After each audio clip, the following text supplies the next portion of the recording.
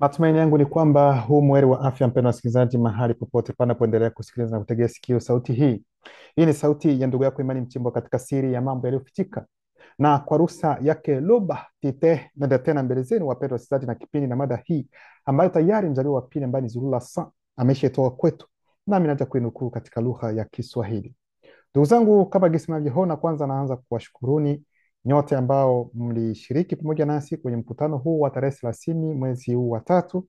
Tukufu kwa Loba, asanteni sana na hamkupoteza muda wenu. Najua kwamba mlikuwa na muda mzuri sana na mwalimu wenu, na hicho ni kitu ambacho ni muhimu. Akawaambia kwamba msiogope, msio na wasiwasi, huu ndio ukweli ambao ataokoa walio wengi, wale ambao wanatakiwa kuokolewa. Lakini pia neno likiruhusu, tutawapatia tarehe zingine ambazo tutakusanyika pamoja tena, lakini hayo yatakuja baadaye. Tutawapatia tutatoa mabango tena mbalimbali ili watu wajue ni wakati gani ambao tutakusanyika tena pamoja naye. Lakini lengo sio hilo tu, lengo ni kwamba muingie katika zizi ili kwamba muwe naye sasa, mumuone kila siku, kwa sababu hapa mnaweza mkamwona mara moja kwa mwezi, lakini mnapoingia katika zizi mtakuwa mnamuona kila siku, kwa sababu tuna mikutano kila siku, tunakusanyika ndugu zangu.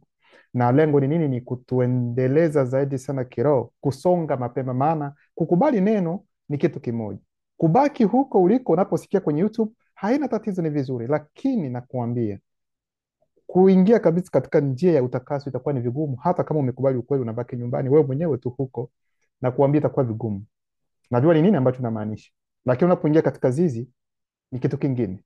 Yaani inakufundisha ni namna gani sasa kuenenda kutembea kulingana na ukweli, na unapewa mashauri, unapewa mafundisho ambayo yako ndani. Kuna mafundisho ambayo mnayaona kwenye YouTube ni kweli, lakini kuna mafundisho mengine ambayo tunayapata ndani ya zizi ambayo hamwezi mkaona kwenye YouTube. Ni kwa ajili yetu sisi ambao tuko ndani, na haya tunayapokea kutoka kwa mwalimu wetu, ambayo hauwezi ukaona kwenye YouTube.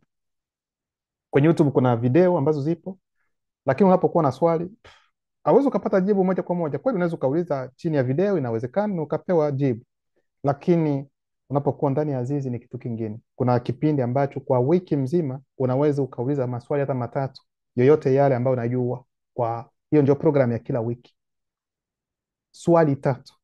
Kwa hiyo unapofanya wiki mbili umeshakuwa na swali sita ambazo umeuliza.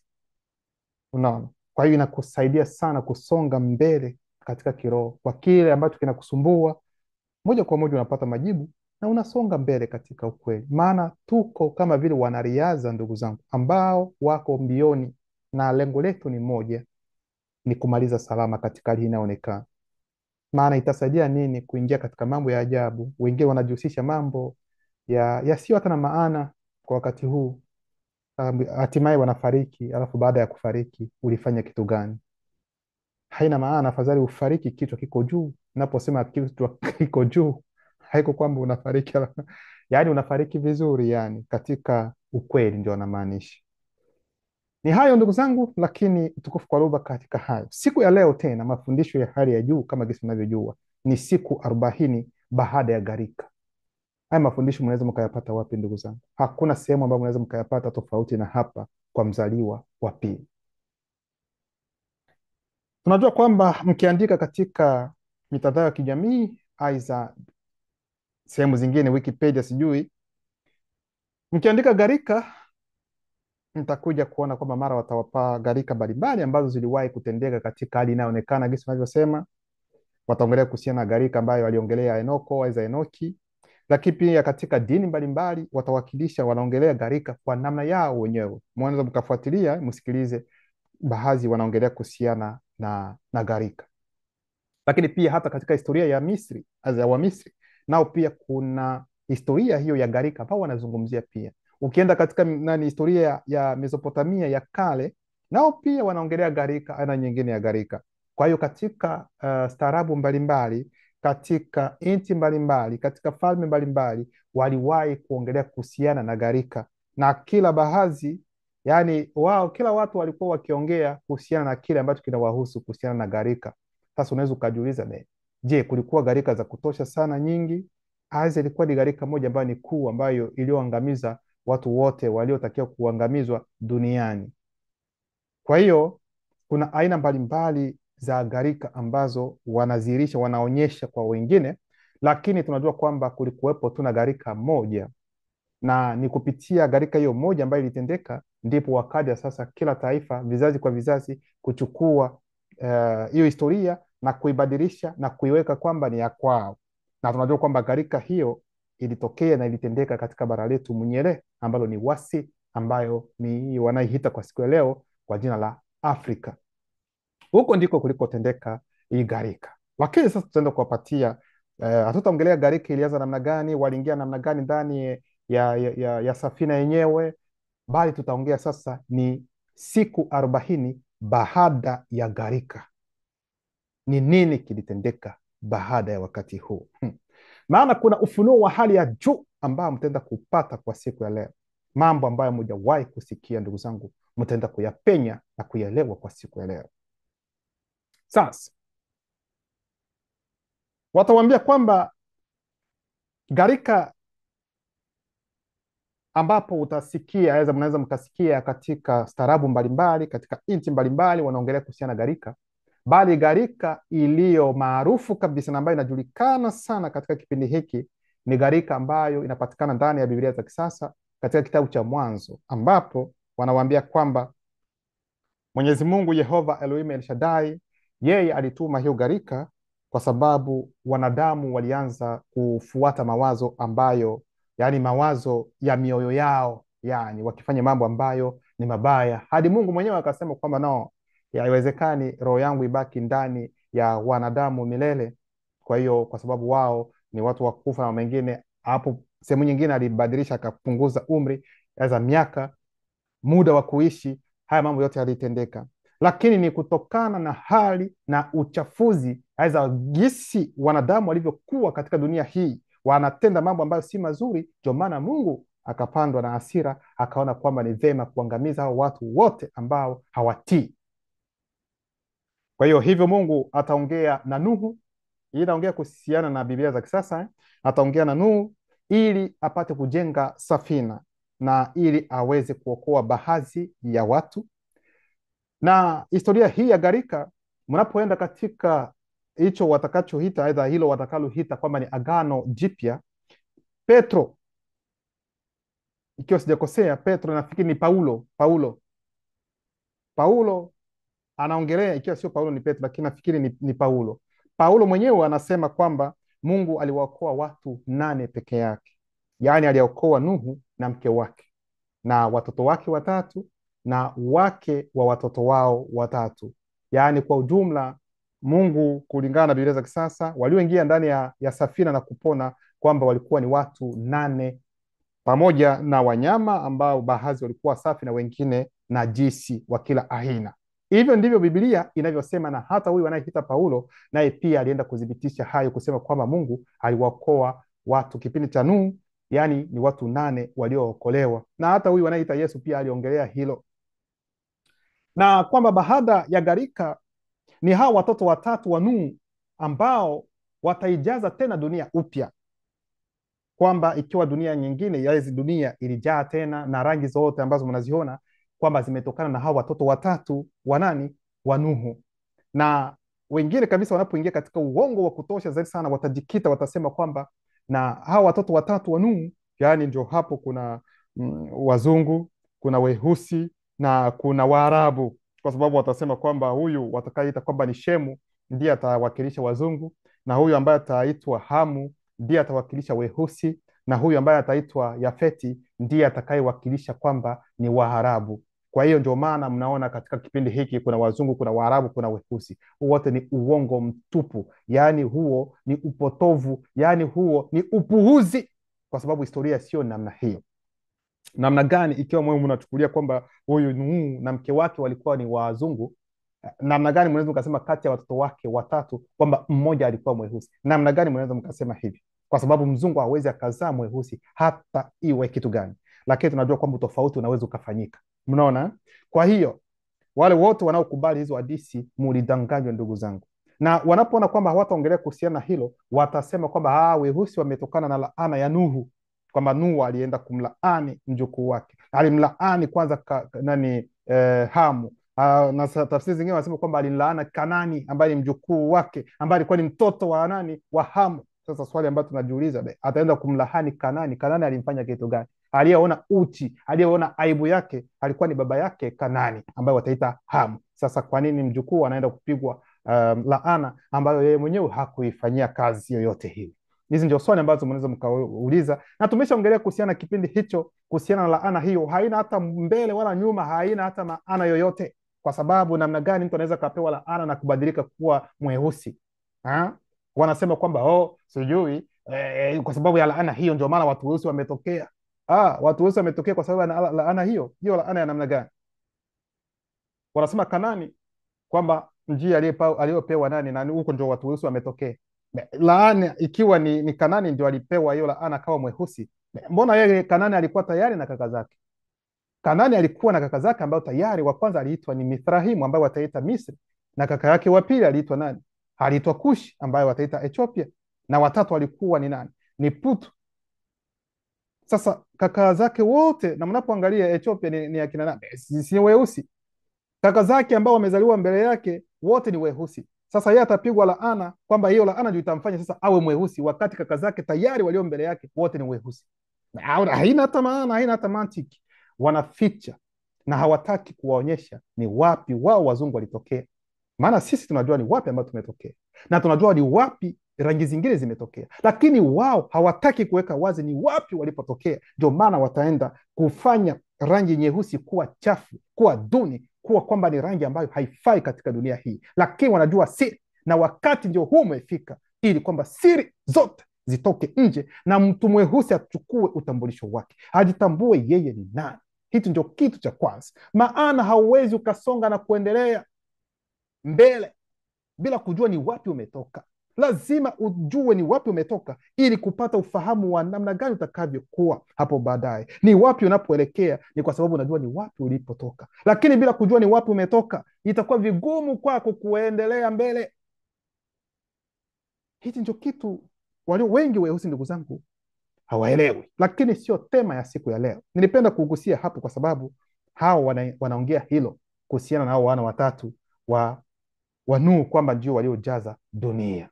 Sasa tutaingia ndani ya Kalata Ndimsi, kitabu cha maajabu, kitabu hiki ambacho ni code ambayo ni ya Biblia halisi, ambayo ni Kalata Mbali Biblia. Kuna mambo ya ajabu, hakika ya ajabu. Sasa wengi watasema, Imani, mbona iko katika Kifaransa? Ni kweli iko katika Kifaransa, lakini nakwambia hata iwe katika Kiswahili, nasema hata iwe katika Kiswahili nikupatie na usome, hautaelewa. Nakwambia iko katika Kifaransa, lakini tuseme kwamba hata neno likiruhusu kwamba itafsiriwe katika Kiswahili, utasoma kweli, ni Kiswahili utasoma, lakini kuelewa hauwezi ukaelewa. Lazima tena uombe ufafanuzi, nini kinamaanisha, yani ni nini ambayo maana. Ndio maana lazima uanzishwe kwanza, uingie katika uanzishwaji ili kupata kuelewa kile ambacho kimeandikwa humu, hata ndani ya vitabu vingine vyote ambavyo vimetoka. Ila waambia huu ndio ukweli, sio kama Biblia za kisasa. Ndio sio. Ndio maana hata mtu awe anaongea Kifaransa namna gani, achukue hii Biblia na asome, hata elewa. Hata awe profesa wa namna gani ambaye amesomea Kifaransa, amebobea, achukue, atasoma kweli kawaida, lakini hata penya ni nini maana ya vile ambavyo anavyosoma yeye mwenyewe. Ndio siri ambayo mnapenda kuelezwa, ndugu zangu, gisi ilivyo. Ndio maana tutaenda kuonyesha ni nini kilichotendeka siku 40 baada ya gharika. Mafundisho haya kama kawaida yatakuwa na vipengele mbalimbali. Kipengele cha kwanza kitaongelea kuhusiana na utulivu. Utulivu ni kweli kwa sababu ni baada ya maafa yote ambayo yaliyotokea. Sasa watu waliookolewa wataingia sasa katika utulivu, kwa sababu kabla ya hapo kulikuwa vurugu ya kutosha sana. Demoni zilikuwepo, rangi zingine zote zilikuwepo, yani kulikuwa mambo ya ajabu ambayo yalikuwa ni mabaya sana, yani dunia hapakuwa utulivu. Lakini baada ya hayo yote ndipo sasa utulivu unaingia. Ndio maana tunaenda katika kitabu cha Dubise sura yake ya kwanza mstari wa 185 ndani ya Kalata Ndimsi hadi 186. Inasema namna gani? Inasema hivi: siku 40 mchana na usiku, kuna mabano, kabla ya kubadilishwa kwa wakati unaojulikana wa wakati huu. Yani hapa wanaanza kutueleza kwamba hizi siku 40 usiku na mchana sio kama siku 40 na siku 40 usiku na mchana kama wakati huu ambapo sisi tunaishi, kwa sababu muda kwa sasa hivi umebadilishwa. Lakini kipindi hiki, majira, nyakati, majira yalikuwa bado hayajabadilika kama ilivyobadilika hapo baadaye. Kwa hiyo wanaposema siku 40, msichukulie kama labda ni siku hizi 40 ambazo sisi tuko nazo kwa wakati huu, maana mledi anatuambia kwamba siku hata moja kipindi hicho inaweza ikachukua hata wiki mbili hata wiki moja na nusu, hata siku moja, kwa sababu haikuwa chini ya hizo watakazoita kwa wakati huu masaa 28 kwamba ndio siku moja. No, haya mambo ya masaa 28 ni mambo ambayo yamekuja tu hapa wakati ambao umekuja. Kwa hiyo siku moja katika kipindi hicho mledi alituambia kwamba kwa wakati huu labda inaweza ikachukua hata wiki na nusu, hata wiki mbili, ndio siku moja. Sasa hapa ni siku 40 usiku na mchana, baada ya maji ya gharika kuangamiza wale ambao walipaswa kuangamizwa. Mudima Madiba Ibaiti, yani roho wa maji ya awali, alipuliza juu ya dunia ambako kulikandamiza upanuzi wa maji. Tunasimama kwanza hapa alafu tunaingia ndani. Mudima Madiba Ibaiti ni roho msimamizi wa maji ya awali, yani yale maji ya kwanza, ndiye Mudima Madiba Ibaiti. Yeye alikuwepo pia kwenye mwanzo kabisa wa uumbaji wa hali hii inayoonekana, na ni yeye atakayepuliza juu ya dunia ili maji yapate kurudi katika hali yake, hali yao ya kwanza, kwa sababu maji yalishuka. Alafu sasa yeye atapuliza juu ya uso wa dunia, alafu maji yatarudi na kila moja itaenda nafasi ambayo inatakiwa, kwa sababu kabla ya hapo maji yalikuwa na sehemu yake kabla ya gharika. Kwa hiyo baada ya hapo sasa maji yote yanatakiwa kurudia na kurejea tena mahali pake ambapo panatakiwa ku. Sasa anaendelea kusema kwamba vyanzo vya shimo vya uwezekano wa maji ya gharika vilifungwa. Maana yake ni nini? Wanaposema vyanzo vya maji ya gharika vilifungwa, ni kwa sababu ili kwamba maji yapate kabisa kuisha, lazima yafungwe, kwa sababu kabla ya kuanza kutolewa aidha maji kuanza kushuka kutoka juu, ni kwa sababu hayo maji yalifunguliwa kwanza. Kwa hiyo maji ya gharika yalifunguliwa. Sikilizeni kwa makini, msisikilize hawa wanaosema sijui mvua inanyesha namna gani, sijui mvuke unatoka chini unapanda juu, alafu unaunda mawingu, alafu baadaye mvua inanyesha vuu. Hizo ni historia za wachekechea, hizo za watoto ambao hawana ufahamu, na hizi ndio wanasayansi ndivyo wanavyosema kwamba mvua inaponyesha ni kutokana na hilo. N'importe quoi. Kuna roho msimamizi wa hayo, ambapo kuna milango ambayo inaweza ikafunguliwa ya maji, kuna milango inaweza ikafunguliwa ya barafu, aidha ya theluji, inaweza ikafunguliwa na inashuka moja kwa moja, kwa sababu haya yote yapo na kuna roho ambayo iko nyuma. Sasa hapa milango hiyo ilitakiwa kufungwa ili maji yasiendelee tena kunyesha juu ya nini? Juu ya uso wa dunia, kwa sababu ni siku 40 sasa imeisha, ili kwamba kila kitu kisimame. Usiku na mchana imeisha sasa. Kwa hiyo watu wanatakiwa baadaye watoke sasa katika safina. Sasa sikilizeni kwa makini. Vyanzo vya shimo vya uwezekano wa maji ya gharika vilifungwa. Nguvu za kuzidisha za maji zilisimama katika mbingu na angahewa ya maji, kuna mabano, iliyojaa maji chini ya wiani mwingine, tunafunga mabano, ikaanguka kwa wingi. Maana hivyo vyanzo vya maji ya gharika vilikuwa vimefunguliwa. Kwa hiyo sasa vinatakiwa sasa vifungwe ili maji yasitishwe, Sasa swali ambazo utajiuliza ni akina nani aliyefungua vyanzo hivyo ili kwamba maji ya gharika yapate kunyesha juu ya uso wa dunia? Ni nani huyo? Hasa ni roho ipi ambayo ilifanya jukumu hilo? Hapa wanatupatia jibu, ni katika kitabu cha Wumse ambayo wataita Nuhu, sura yake ya kwanza mstari wa 57 hadi 59. Inasema roho za maji zilizo na mamlaka juu ya maji ya gharika. Mnaona? Kwa hiyo hapa sio Mudima Madiba Ebaidi ambaye ni roho msimamizi wa maji awali, hapana, bali ni roho zingine ambazo zina mamlaka juu ya maji ya gharika. Yaani kuhusiana na maji ya gharika ni wao ambao wako pale katika lengo la kushughulika na jambo hilo. Kwa hiyo ndio maana hizo roho zilizo na mamlaka juu ya maji ya gharika ziliamuru mawingu ya juu na zilifungua milango ya mbinguni. Maji yalivuma katika anga inayoonekana.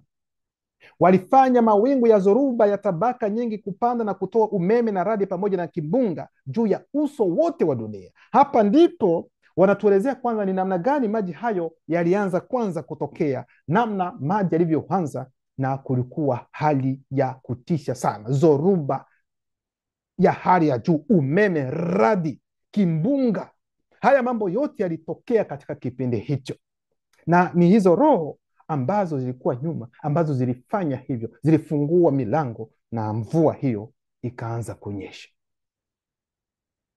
Kwa hiyo hiki ni kitu ambacho kilitokea wakati ambapo maji ya gharika ilipoanza kuanguka juu ya uso wote wa dunia.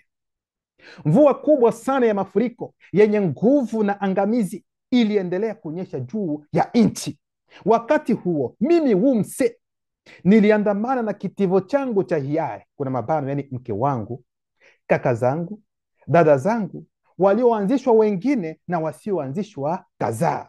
Kwa hiyo kabla ya gharika, wakati ambapo Wumse wanaingia katika safina hiyo, mnatakiwa kuelewa kwamba haina uhusiano wowote na safina ambazo watawakilisha kwenye mchoro wowote ule ambao watachora kwenye kompyuta, aidha kwenye mitandao mbalimbali, ambapo ukiandika safina ya Nuhu wanawaonyesha picha fulani kwamba ilikuwa ni chombo cha namna hii. Yani haina tuseme uhusiano wowote na haya yote ambao watawakilisha wao. Kwa nini? Kwa sababu safina hiyo ambayo inaitwa safina, yani kilikuwa chombo kilichojengwa kwa umbo la piramidi. Sikilizeni kwa makini.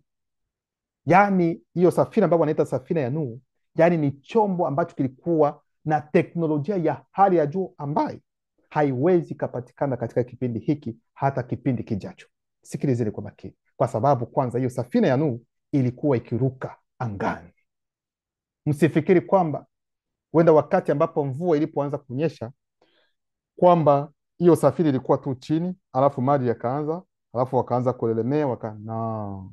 Hizo ni historia za Biblia za kisasa, hizo ni historia za filamu ambazo mnaziona. No, yaani chombo hiki kabla ya gharika kuanza kiliinuka na kikapaa, kikaenda mbali hata kupita hata ulimwengu wa kwanza ambao unaonekana hapa. Zilienda kwenye pande za stratosfera huko, hicho chombo hicho, kwa sababu kilikuwa kinaruka angani. Teknolojia ya hali ya juu. Ni nani ambaye anaweza kafikiria?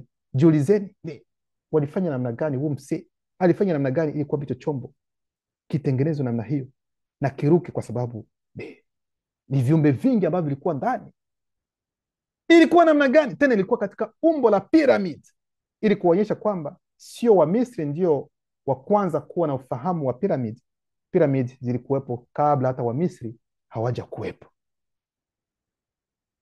Kwa hiyo Wumse wakati huo alikuwa bado hajazaa, alikuwa na mke wake bila watoto, tofauti na Biblia za kisasa ambapo wanawaambia kwamba Nuhu aliingia ndani ya safina, alikuwa tayari na mke wake na wavulane wake 3 pamoja na wakwe zake, tuseme binti wakwe, tuseme yani wake za watoto wake.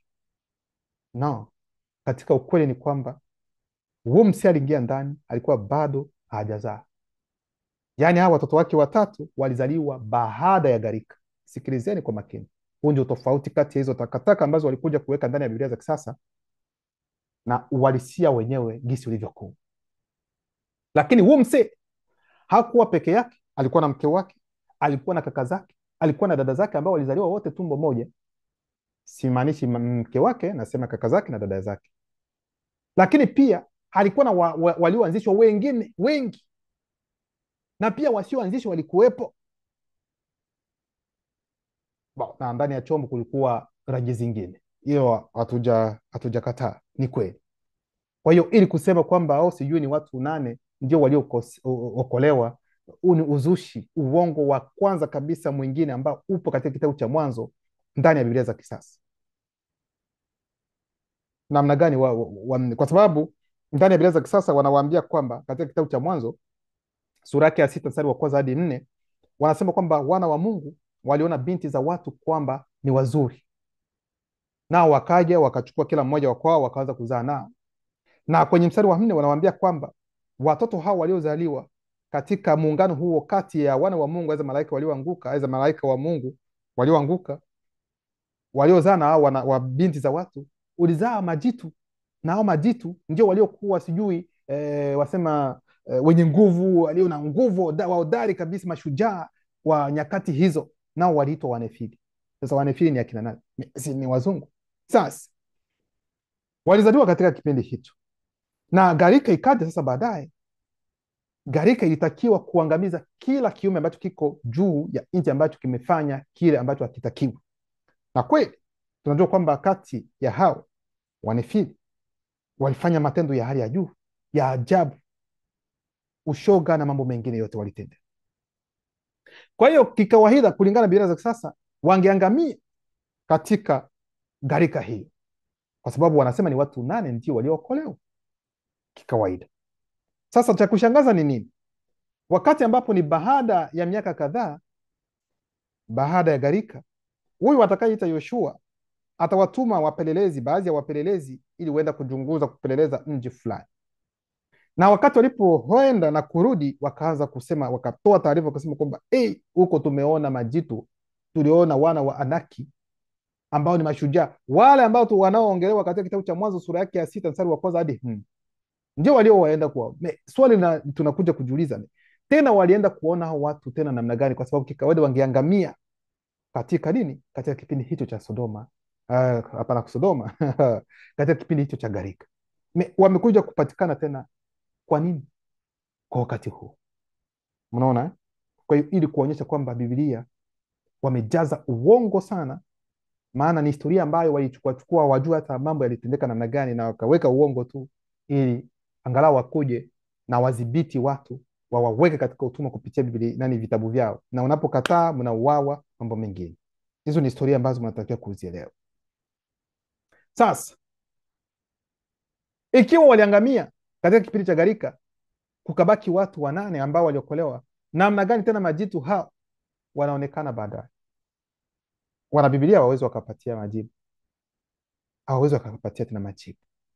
Lakini tunaendelea kusoma, sema wakati huo mimi mse niliandamana na kitivo changu cha hiari, kuna mabano, yani mke wangu, kaka zangu, dada zangu, walioanzishwa wengine na wasioanzishwa kadhaa. Dubise sura yake ya kwanza mstari wa 187 195 unasema, yakitikiswa na mwendo wa mara kwa mara wa kupungua na kutiririka, maji yaliyosawazishwa juu ya ardhi hatimaye yalirudi kwenye hali yao ya kwanza, yalijiondoa ndani yao kwenye mwisho wa jumuisho 500 nzima ya vipindi vya mwanga vinavyojulikana, kuna mabano, kwa roho na kwa walioanzishwa.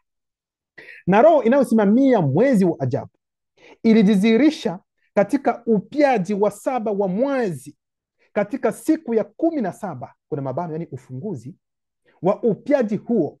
Chombo kikubwa chenye umbo la piramidi kiliingia masima wase, kuna mabano, yani sayari ya dunia, na kusimama kwenye miinuko ya anga katikati ya wase Mutunga, yani Afrika ya Kati, yaani katika mwangaza wa kwanza wa mwendo unaoakisiwa wa mwanga. Maana yake ni nini? Wanawambia kwamba baada ya siku 40 usiku na mchana, safina, chombo hicho ambacho alitengeneza Wumse kwa mwongozo wa roho za agizo kula vitu, safina itashuka kutoka huko ilikokuwa, kama gisi nilivyowaambia kwamba ilikuwa imepaa, inapita hata mbingu ambayo mnaiona hapa, ilikuwa juu huko.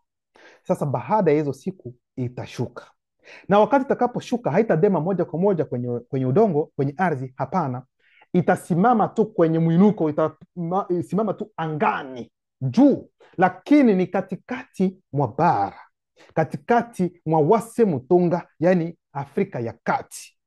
Hapo ndipo itasimama. Sikilizeni kwa makini, itasimama angani katikati ya Wase Mutunga. Alafu wanasema namna gani? Wanasema kwamba lakini maji daima yakitikiswa kumrazi mara kwa mara, kupungua na kutiririka endelevu, yalikuwa mawindo ya mwendo huu maradufu wa kusonga mbele na kujiondoa ndani yao wenyewe hadi ule upya wa 10 wa mwandamo chini ya udhibiti wa Roho ambaye anasimamia mwezi wa ajabu.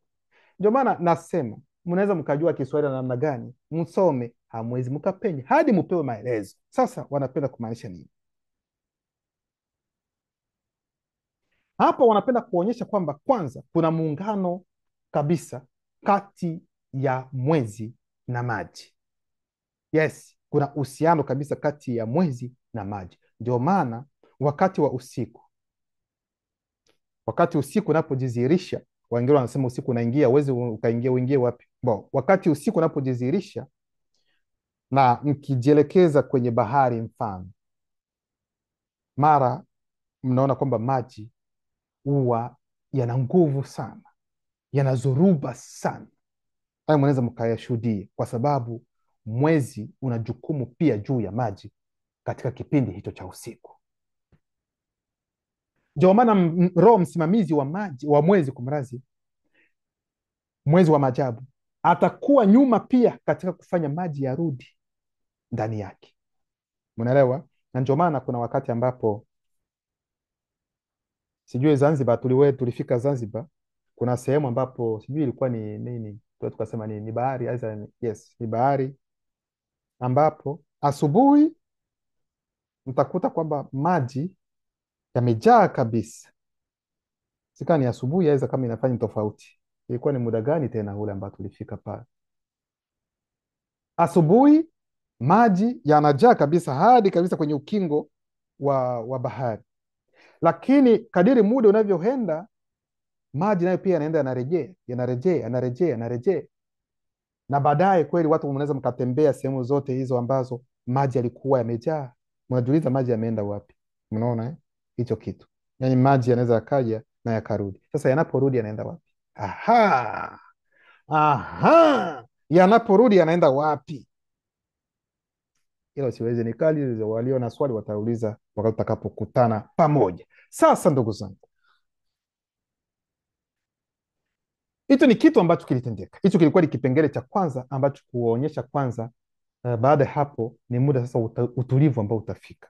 Kipengele cha pili sasa tutaongelea mudima miimbu, yani roho wa misimu na roho zingine siku 40 baada ya gharika. Kwa hiyo tutagusia sasa, kuna roho miimbu, yani mudima miimbu, yani roho wa misimu, lakini pia tutagusia roho zingine siku 40 baada ya gharika. Anaendelea kusema ilikuwa ni siku ya kwanza tu ya mwezi huu wa 10 ambapo mudima miimbu, yani roho wa misimu, alifanya kuonekana kwa vipengele vya kwanza kanuni za uzazi wa asili, vilele vya mibuyu. Maana yake ni nini?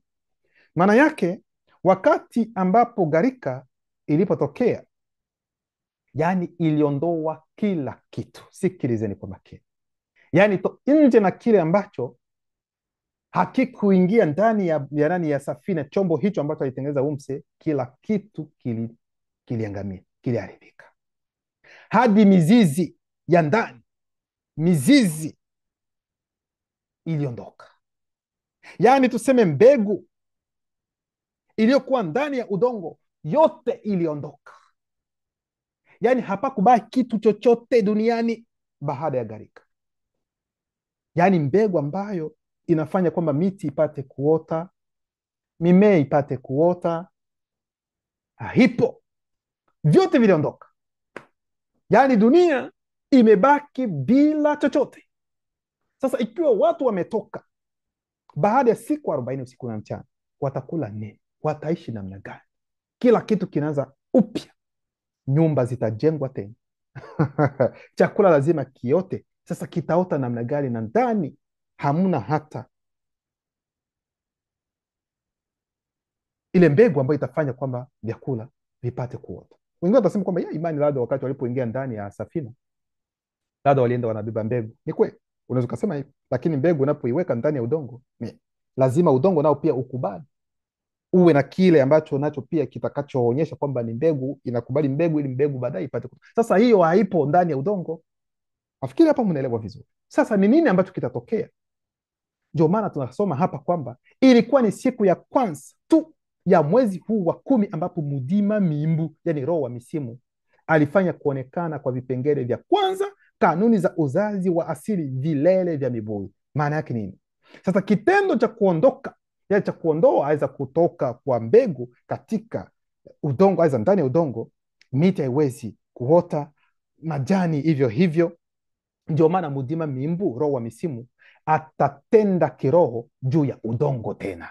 Mnaona, ili kwamba udongo upate tena kuzaa upya mimea, yaani upate tena kupata zile mbegu, ile mbegu ambayo inatakiwa ndani yake, ili baadaye watu wapate chakula hapo baadaye. Hicho ndio kitu ambacho kilitendeka. Mnaona, siku 40 zikiwa zimepita, kuna mabano, kabla ya kubadilishwa kwa wakati unaojulikana wa wakati huu, tunafunga mabano, Mse aliacha nuru ijizirishe kupitia dirisha, kuna mabano, ni ufunguzi, alilokuwa ametengeneza, ni dirisha hilo alilokuwa ametengeneza katika chombo kikubwa chenye umbo la piramidi. Kwa hiyo mnaona kwamba ndani ya Biblia za kisasa wao watawaambia kwamba safina ya Nuhu ilikuja kuegemea kwenye mlima wa Ararati. Na mtakapojiuliza hiyo Ararati iko wapi, unaweza mkajielimisha pia. Yaani wanawaambia huo mlima aidha Ararati unapatikana katika nchi kwa sasa hivi ambayo ni Uturuki. Na Uturuki iko wapi? Uturuki wanaita kwamba ni Asia ndogo, yani iko kati ya Ulaya na Asia. Mnaona kwamba kwamba safina ya Nuhu ilikuja kuegemea kwenye mlima huo wa Ararati ambao unapatikana Uturuki. Ndugu zangu, kitu ambacho napenda kuambia ni kwamba wakati huo bara ilikuwa ni moja, na hadi muda huu bara ni moja. Hiyo sehemu ambayo inaitwa Uturuki, aidha Ulaya, Marekani, Asia, Oceania, vilikuwa bado havijakuwepo. Bara lilikuwa ni moja, na hivyo vipande vilitokea ni baadaye kabisa kwenye kitabu cha Mwanzo sura yake ya 11, ambapo watu wote walikuwa wakizungumza lugha moja na wakaanza kujenga ile mnara ambao watasema mnara wa Babeli. Ndipo hapo hivyo vipande vingine vilitokea. Lakini kwenye Mwanzo 6, aidha wakati huu wa gharika, kwamba mlima utatokea, aidha sijui ndani safina itaenda kutua Ulaya, aidha Asia ndogo, wakati Ulaya haijawahi kuwepo, na tena itaenda kutua kwenye mlima, na wakati huo milima ilikuwa bado haijakuwepo. Unaona, lakini sisi tumeonyesha ni namna gani wakati tuliposoma kwamba ilitoka kule sehemu ambapo ilikuwa juu, halafu ikaja hadi katika anga ikasimama. Wao wakachukua kwamba ni mlima na watasema kwamba ni Ararati, kwamba ni huko Uturuki. N'importe quoi. Ikiwa nakubali kwamba kweli hiyo safina ilikuja kutua, aweza kuegemea kwenye mlima huu wa Ararati na kwamba ni Ulaya, tujiulize maswali. Si wanyama wote walikuwa ndani ya safina? Kikawaida, ikiwa wataondoka, watatoka katika safina, wote wanatakiwa kujaa katika bara hilo la Ulaya, aidha inajaa katika nchi ya Uturuki. Sasa inakuwa namna gani tena ikiwa safina ilienda kuegemea katika mlima wa Ararati huko Ulaya? Inakuwa namna gani tena Afrika ndio kuna wanyama karibu wote? Kwa nini? Kwa nini? Kuna uongo mwingine ambao wanaweza wakaongea, lakini unapotumia tu busara unasema hapa kuna kitu ambacho hakiko sawa. Twiga, jirafu mmoja, mnaona gisi alivyo mrefu, alitoka Uturuki namna gani hadi kufika katika bara letu la Afrika? Alitembea namna gani? Aliingia ndani ya maji akaogelea? Alifanya namna gani? Aliingia wapi? Haya yote hawawezi wakaambia, kwa sababu ni uongo mtupu ambao walikuja kuunda ndani ya Biblia, wakaweka tu pup, ili kuficha namna gani hao taifa la Mungu ni Israeli. Israeli pale kuna wanyama, mnaona kuna wanyama. Siongelei wanyama ambao wanakuja kushika wase Afrika alafu wanapeleka katika nchi zao, siongelei hao. Wanyama ambao wako huru tu wanatembea gisi walivyo, kwa sababu wako katika mazingira yao ya asili.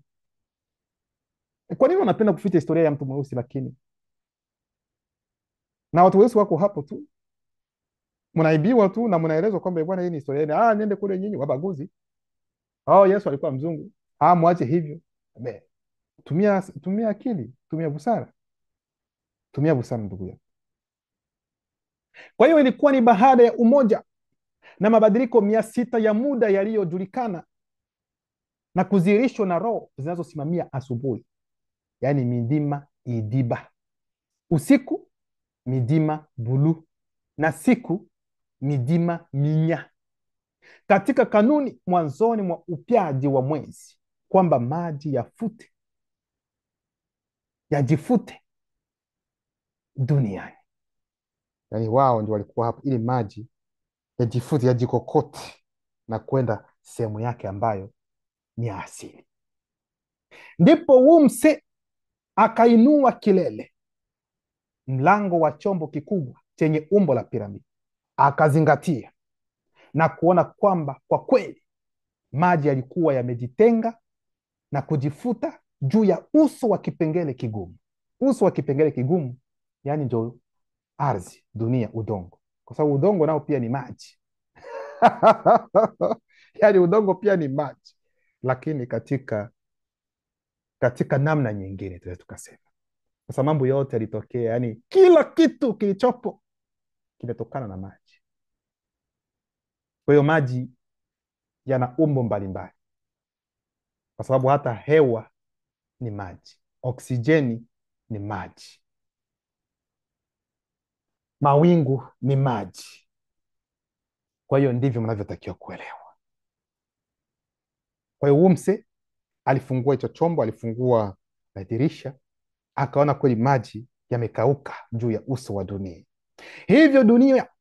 Hivyo dunia ikawa imekauka kabisa katika upyaji, yani katika udhihirisho mpya wa roho ambayo inasimamia mwezi wa ajabu. Tunafunga wa pili wa mwezi.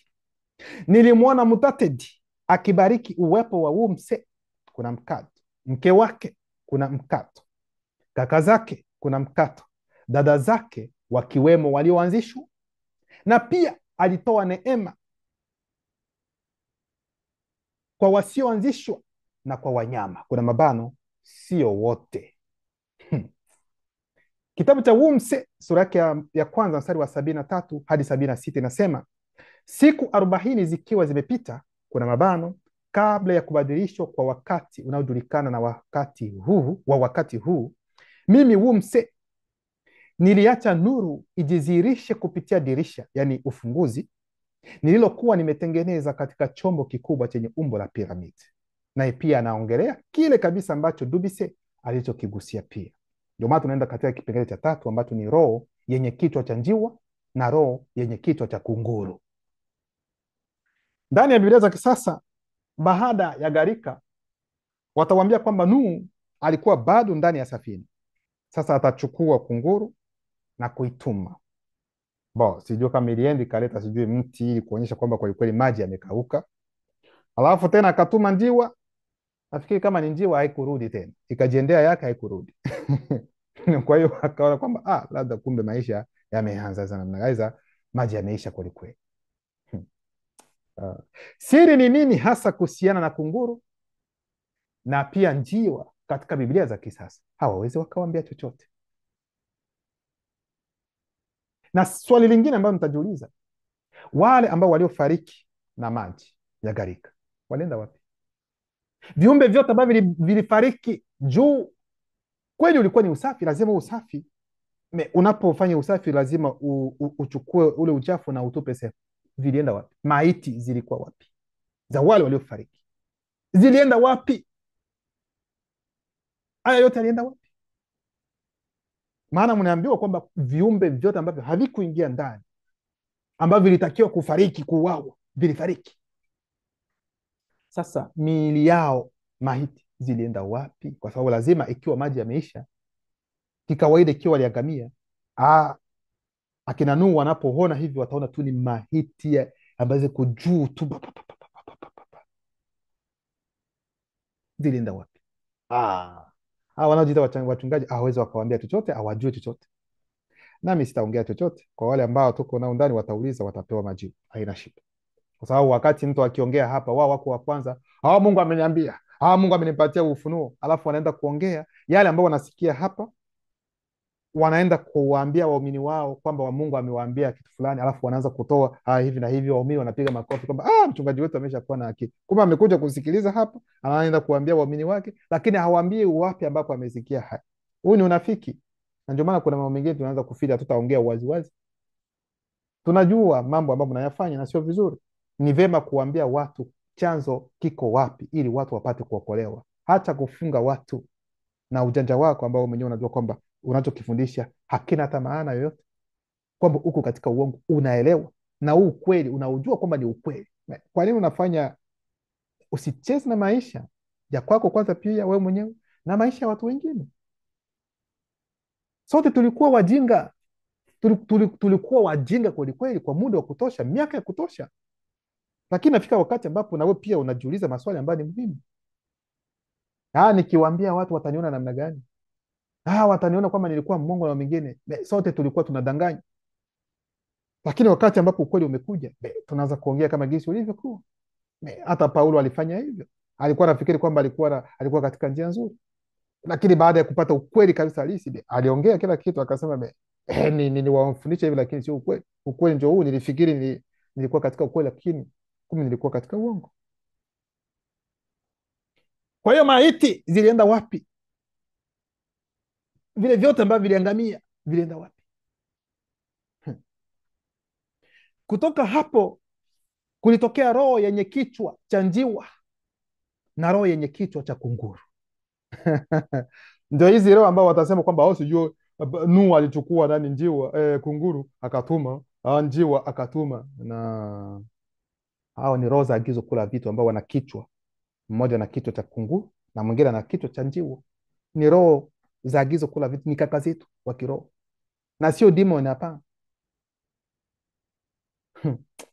Kutoka hapo kulitokea roho yenye kichwa cha njiwa na roho yenye kichwa cha kunguru.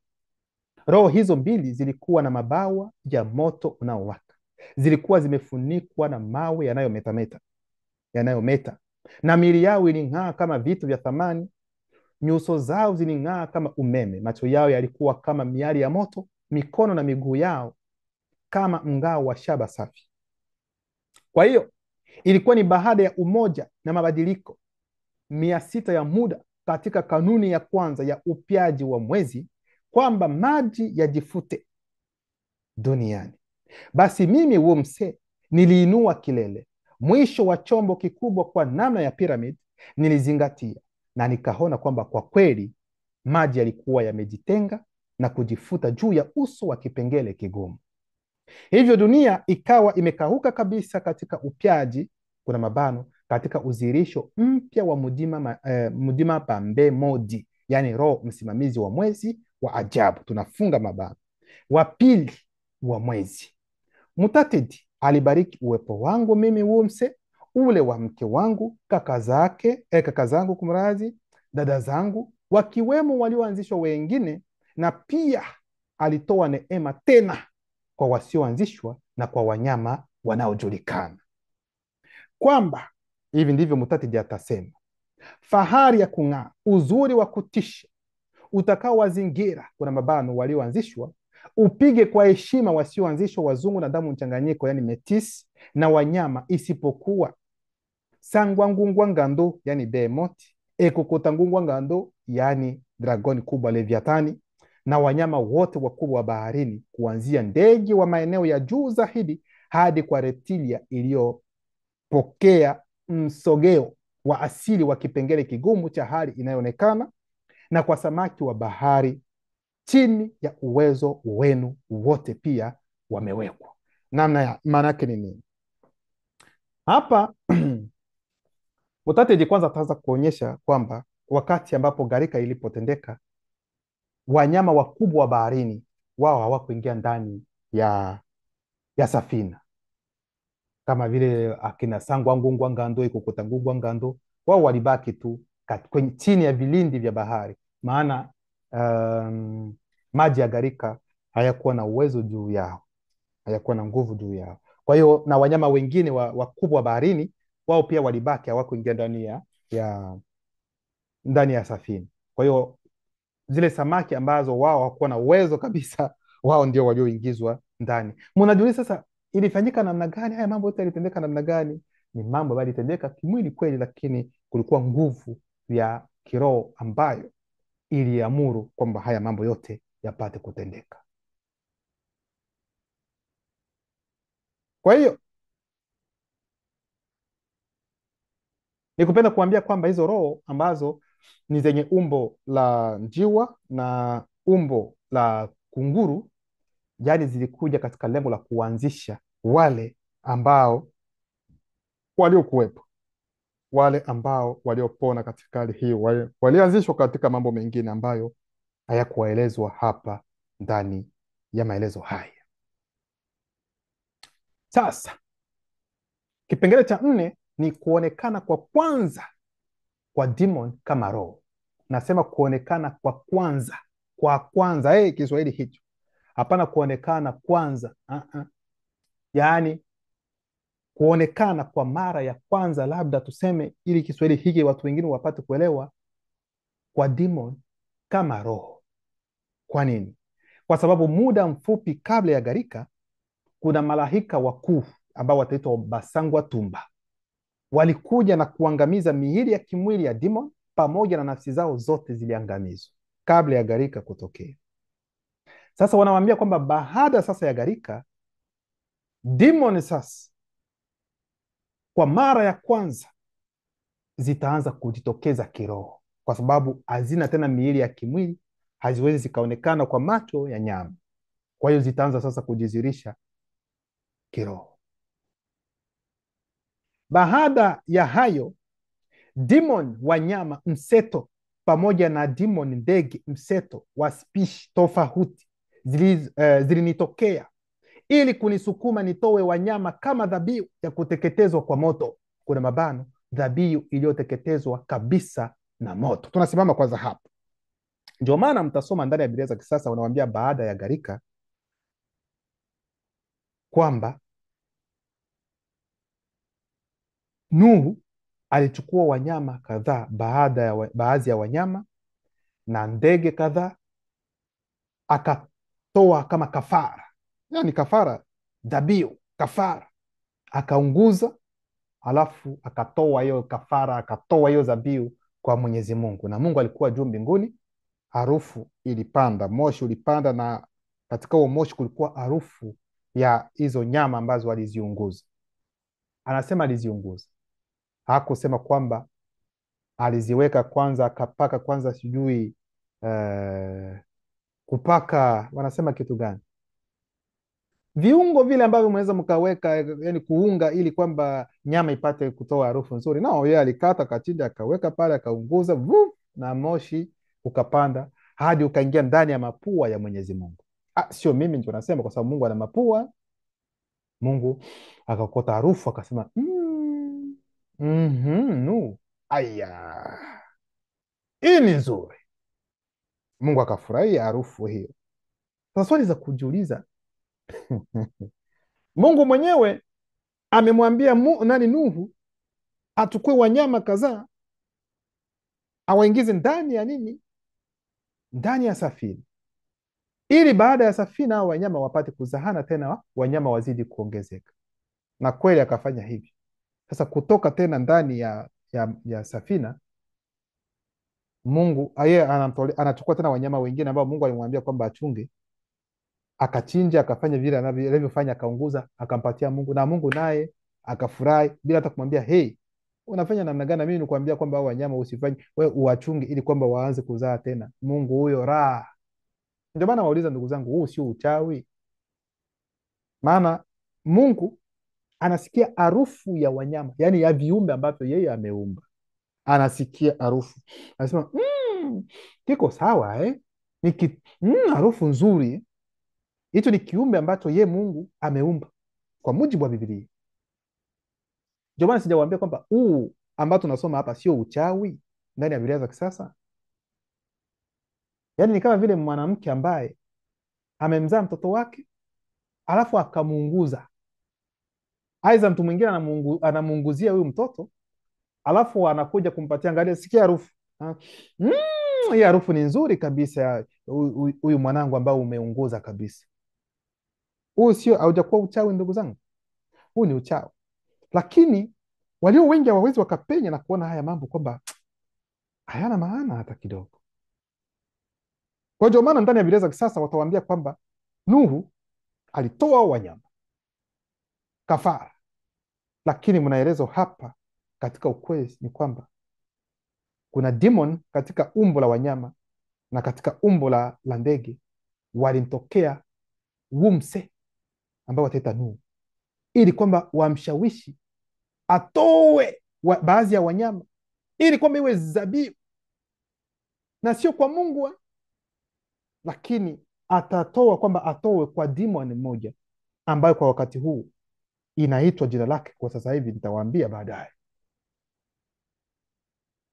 Kwa hiyo baada ya gharika kuna baadhi ya demon ambazo zilimtokea Wumse ili kumsukuma kutoa zabihu ya wanyama za ndege kwa demon kubwa kabisa moja yenye uweza wa juu. Tutaenda kuambia baada ya hayo demon wanyama mseto pamoja na demon ndege mseto wa spishi tofauti zilinitokea ili kunisukuma nitoe wanyama kama dhabihu ya kuteketezwa kwa moto. Kuna mabana dhabihu iliyoteketezwa kabisa na moto kwa demon ndege incubus ya kidini ya daraja la juu ya jamii ya demon ndege mseto katika umbo la tai, itakayochukua vipengele kadhaa ili kudanganya pia wasioanzishwa wazungu na damu mchanganyiko, yani metisi katika vizazi kadhaa. Kuna mabano nyakati. Demon hiyo ni mojawapo ya vipendwa vya shetani mudima bobero mbai. Hiyo demon ambayo nani Wumse, hizo demon zilipenda kumshawishi kwamba atolee hiyo demon nani sadaka, ni demon ambayo inajulikana kwa siku ya leo ambayo kwa jina la Yehova Elohim El Shaddai sijui Mwenyezi Mungu Bwana wa majeshi, jinsi mtakavyomuita, ndio hiyo demon ambayo ilitaka kabisa Wumse afanye hivyo ili kutoa hao wanyama ili yenyewe ipate hizo sifa na maabudu, kila kitu kimwendee yeye mwenyewe, hiyo demon. Na hiyo demon jina lake halisi ni Dibole. Dibole ndio jina lake. Huyu mnayeita Mwenyezi Mungu jina lake kabisa ni demon, ni mseto, ni katika umbo la tai, anaitwa Dibole, inaitwa Dibole, ndio jina lake halisi. Ndio maana mnaposoma ndani ya Biblia za kisasa mtakuja kuona kwamba kweli kweli huyu Mwenyezi Mungu ni demon kweli kweli, yaani ni umbo kabisa la tai. Ndio maana mnaweza mkasoma kwamba oh, Baba utufunike katika mabawa tuko chini ya mabawa yako. Someni katika maandiko, kila kitu kipo kinaonyesha kwamba Mungu wenu yani ni ndege kweli kweli, na kipindi tumeshawahi kutoa kuonyesha kwamba huyu Yahweh Elohim Shaddai ni nani hasa, na kuna vitabu ambavyo vinadhibitisha haya yote ambayo tunaongea, lakini watu tunawaambia hawaoni, hawawezi wakaona hata kidogo. Wewe utakuwa muumba wa namna gani? Viumbe vyako muumba awe na haja ya kwamba moshi upande uingie ndani. Wewe haumuoni Mungu, ingawa ndani ya Biblia ya wengine walimuona, lakini moshi unaenda unaingia hadi ndani ya mapua ya Mungu, na huo moshi unapoenda ndani ya mapua ya Mungu, Mungu anasikia, anaona harufu. Huo moshi hauwezi ukaisha, unatakiwa kubaki milele na milele, uwe uzima kabisa. Mungu anabaki anaendelea kusikiliza, kunuswa, kupata hiyo harufu kila wakati.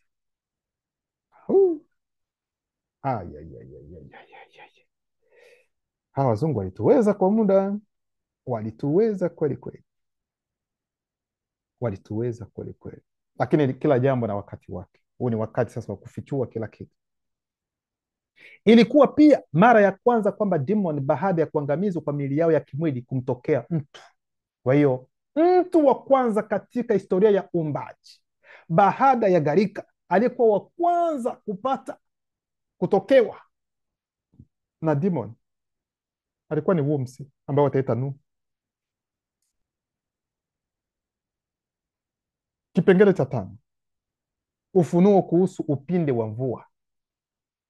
Maana ndani ya Biblia za kisasa Mungu baada ya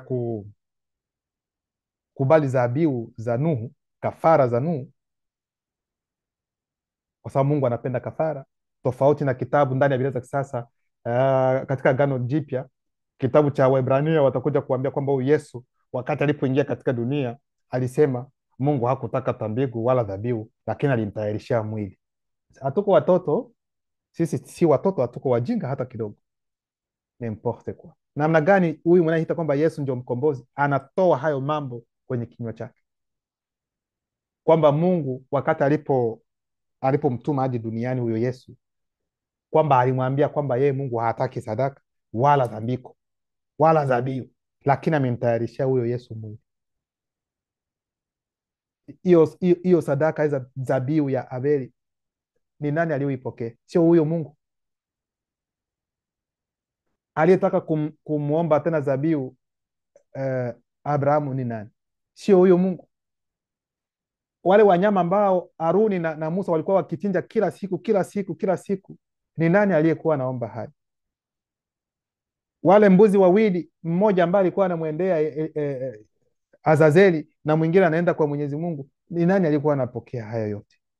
Sasa namna gani huyu mnayeita kwamba ni mkombozi wenu ambaye ni Yesu anakuja kusema kwamba Mungu mambo ya sadaka dhabihu nini hataki? Wengine watakuja ambao hawana hata busara, ambia ni kweli ilikuwa ni agano la kale, ilikuwa ni agano la kale, sasa ni agano jipya. Yesu sasa ndio anawakilisha kile chote ambacho kilitendeka kule, kwa sababu wakati n'importe kwa. Tufungie mdomo ndugu zangu, ikiwa hamjui kitu mnakaa kimya, mnaendelea kujifunza. Hicho ndio kitu ambacho ni muhimu. Ni vyema kufunga mdomo tu, haina maana, kwa sababu unaenda kutetea vitu ambavyo havina hata mbele wala nyuma. Bora unakaa kwa kimya tu, unajiachia, unatafakari. Ndivyo mtu ambaye ana busara anafanya, sio kutetea vitu ambavyo vililetwa na majambazi ambao wameweka mababu zenu katika hali ya ajabu. Au utaingia katika paradiso. Paradiso ya kina nani? Hao wanawasumbua tu katika nchi zenu kwa mali mlio nazo, wanatamani labda mtoweke na wao wachukue na watulie, alafu wakuje kuonyesha kwamba kitabu hiki ukikisoma kitakupeleka katika paradiso yetu. Nawaambia hata hiyo paradiso unaweza mkapata taabu sana. Nawaambia hii nasema paradiso ambayo mnaonyeshwa na wazungu na damu mchanganyiko, Waarabu wawapatie paradiso, na hiyo paradiso kwamba mnaingia katika paradiso yao na mko na amani. Inawaambia mnaweza mkarejea mkatoka huko. Ikiwa tuko hapa duniani hawana amani na sisi, wanatamani sisi tuondoke, wao wachukue nafasi zetu, nchi zetu, kwa sababu kuna mali za ajabu, alafu walete kitabu chao ambacho kitatupeleka katika paradiso yao. Katika hiyo paradiso hata watatamani waweke katika utumwa. Tumieni akili ndugu zangu, tumieni akili. Hizo Biblia, vitabu vyote vya dini ambavyo wanavileta, vingelikuwa kwamba ni sahihi kama mupati hata chochote, hawawezi angalieni vizuri. Teknolojia wanayo kwa sasa hivi, si ndio? Ingawa imetoka kwa watu weusi, lakini kwa sasa hivi mtu mweusi angali kama vile mjinga kwa sasa hivi, lakini itarejea. Ikiwa wanawaficha teknolojia tu walio nayo kwa sasa hivi, wanaficha watu weusi teknolojia, hawawezi wakawaonyesha. Sasa ndio waonyeshe sehemu ambapo mtu mweusi ataenda kukaa milele na milele, yuko na furaha tu milele na milele. Na tumieni busara, tumieni akili, msibaki katika mambo ya kukaririshwa. Mungu amesema nikitoka katika hii dini nitaenda kuungua, n'importe kwa moto wa hupo. Huu ni woga ambao wanaweka ndani ya ufahamu wako wewe mtu mweusi. Uwe na woga kila wakati kwamba nikisema hivi naachana na huyu Yesu, sasa huyu sijui nabii mtume sijui dini natoka, namalizika, nikifariki naenda kuungua. Hakuna moto hata siku moja, n'importe quoi. Hukumu hipo, utaanza kuungua namna gani? Na bado shetani mlima bobe aliyefanya kwamba ulimwengu uingie katika hali hii bado angali yeye hajahukumiwa. Demons zenyewe bado zingali zinafanya kazi, zinasumbua watu, hazijahukumiwa. Sasa wewe ambao umekuja kudanganywa, unafanya dhambi, unatenda dhambi, mara tu unafariki tu unaanza kuungua. Hiyo ni haki ya namna gani? Na unaungua hivyo, baadaye wanakuambia kwamba utaenda tena kwenye hukumu. Sasa hukumu utaenda kufanya kitu gani? Ikiwa unaanza kuungua tayari tena uende kwenye hukumu, utafanya namna gani? Huko katika moto naungua naungua. Baadaye unatolewa ndani ya moto, wazima moto wanakuja wanafanya alafu wanakupeleka kwenye hukumu, alafu kwenye hukumu unaonekana kwamba tena una dhambi tena, unarudishwa ndani ya moto. Tutumieni busara, tumieni akili. Huu ni ujanja ambao walikuja nao ndani ya Biblia za kisasa, ujanja wa kutushika kabisa ufahamu. Hamkeni ndugu zangu, ni muda wa kuamka. Ondokeni katika hizo takataka za dini, kila aina ya dini. Dini zote ni za uongo. Inawambia ukweli halisi ndio huu ambao huko hapa, na huu ndio utakufanya wewe uone njia, uwe na amani katika maisha yako. Hata wakati ambapo utatoka katika hali hii inaonekana, unajua ni wapi unaenda. Tutaenda mbinguni. Mbinguni, hiyo mbingu iko namna gani? Ni nzuri. Ni nzuri namna gani? Magorofa marefu, n'importe quoi. Bado tu picha za hapa duniani ndio zinaingia hata katika ufahamu. Yesu amekuja kunitembelea. Waulize huyo Yesu alikuwa namna gani? Alikuwa mwanaume mzuri, nywele ndefu. Hizo ni demoni ambazo mnaonyeshwa. Anawambia mambo ya kiroho ni swala la rangi. Roho zote zaagizwa kula vitu. Malaika ambao unahita makerubi wote ni weusi, wote ni weusi. Kristo wa kweli ni mweusi, manabii wote ni weusi, taifa la kweli na muumba ni watu weusi. Ikiwa linakufurahisha, utukufu kwa lugha. Ikiwa linakukwaza, tatizo ni lako. Hivi ndivyo ilivyo, na hautabadilisha chochote. Ukubali ukatae, ni hivyo. Hatuongei hapa kwa ajili ya kufariji watu weusi, no. Tunawambia kile ambacho kipo. Mweusi si mtu wa kawaida, ni Mungu hapa duniani ambaye amepoteza mwelekeo wake, ikiwa mnataka kuelewa. Hata ndani ya Biblia za kisasa inasemwa hivi, kitabu cha Zaburi kama sio 82, nimesema ninyi ni miungu, wana wa aliye juu, lakini mnakufa kama wanadamu. Nyinyi ni miungu, wana wa aliye juu, lakini mnakufa kama wanadamu. Na mtajua mwanadamu ni nani na mtu ni nani. Kuna tofauti kati ya mtu na mwanadamu. Mwanadamu ni rangi nyingine tofauti na mtu mweusi. Historia ya Biblia kuanzia mwanzo hadi Ufunuo ni historia ya watu weusi. Kwa wanaposema kwamba nyinyi ni miungu, ni nyinyi watu weusi. Mtu wa kwanza, wanawaambia hata wanasayansi wanakubali, alikuwa mweusi. Maisha yameanza Afrika, ingawa wanaweza wakaonyesha kwamba huyo mtu alikuwa ni makako, bonobo, chimpanzee, sijui sokwe. Hilo ni tatizo lao, lakini sisi tunajua alikuwa mwanaume mweusi. Maisha yametokea Afrika, na ikiwa ni hivyo, Mungu akasema atamuumba mtu, wamuumbe mtu kwa mfano wake, kwa sura yake. Ikiwa mtu wa kwanza alikuwa ni mweusi, na hao wanakuja kusema kwamba huyu mtu wa kwanza alikuwa ni Adamu na mwanamke wa kwanza alikuwa ni Eva, ina maana kwamba huyu Eva, ina maana kumbe huyu Adamu alikuwa ni mtu mweusi. Na ikiwa Mungu alimuumba kwa sura yake, ina maana kwamba Mungu naye pia ni mweusi. Kwa nini inachukiza watu wengine wanajihisi vibaya? Maana huyo mtu aliumbwa kwa mfano wa Mungu, na ikiwa alikuwa mtu wa kwanza ni mweusi, ina maana kwamba huyo Mungu aliyemuumba yeye ni mweusi pia. Kwa nini inawauma wengine? Kwa nini ni wakera wengine? Kwa nini watu wanakerwa na ukweli? Ndugu zangu, msiogope, msiogope.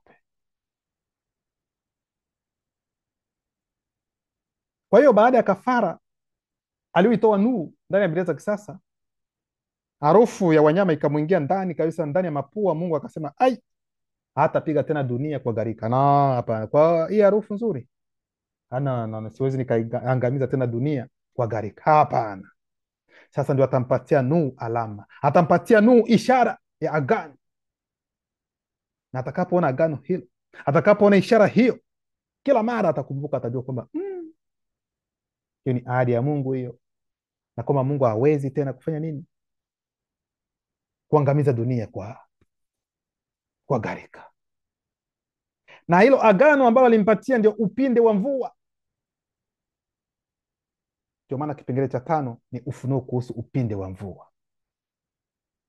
Mimi Wumse hivyo niliona upinde wa mvua ukitokea, kuna mabano, tukio la kuona, yani kupenya, ambalo linajizirisha katika anga hewa, kuna mabano, karibu na ardhi, ambapo mawingu mvua, theluji huonekana. Tunafunga mabano ya dunia. Kuna mkato inayoonekana katika mwelekeo pinzani na jua wakati unaangaza katika wakati wa mvua. Kwa sasa tunajua kwamba upinde wa mvua kunaonekana zaidi sana wakati ambapo mvua inaponyesha, lakini kuna kama vile jua linaonekana. Sasa upinde wa mvua utakuwa kwenye upande pinzani wa nini? Wa jua. Alafu mvua inanyesha. Sasa hilo mwanga tutauona namna gani? Tutaona zile rangi mbalimbali kutokana na mwanga wa jua, ndipo tutaona sasa utofauti wa hizo rangi ambazo zipo za upinde wa mvua.